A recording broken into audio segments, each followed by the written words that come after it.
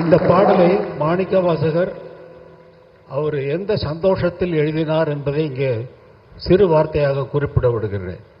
சிவபெருமான் தன்னை வந்து மாணிக்கவாசகர் எப்பொழுது சேருவார் என்ற தேதியை குறிப்பிட்டு விட்டார், நாளை குறிப்பிட்டு விட்டார்.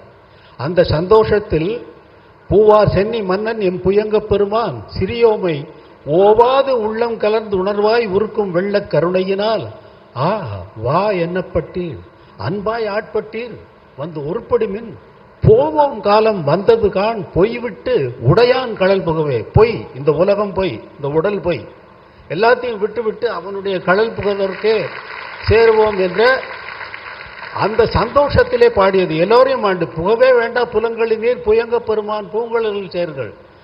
புலன்களுக்கு ஐம்புலன்களுக்கு சொல்றாரு புகவே வேண்டாம்னு. தாமே தமக்கு சுற்றமும் தாமே தமக்கு விதிவகையும்ங்கிறாரு. நம்ம தான் நமக்கு சுற்றம், வேற ஒன்றும் கிடையாது.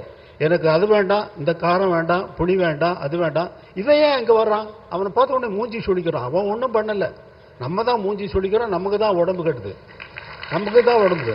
அதை தாமே தமக்கு சுற்றமும், நம்ம தான் நமக்கு சுற்றம்.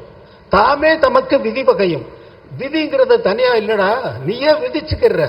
இது பிடிக்கும், அது பிடிக்காது, எனக்கு உப்பு ஜாஸ்தியா போட்ட, புளி கம்மியா போட்ட, காரம் ஜாஸ்தியா போட்ட, இதெல்லாம் நீ விதிச்சுக்கிற விதி வகை.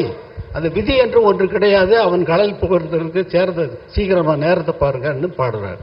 நன்றி, வணக்கம்.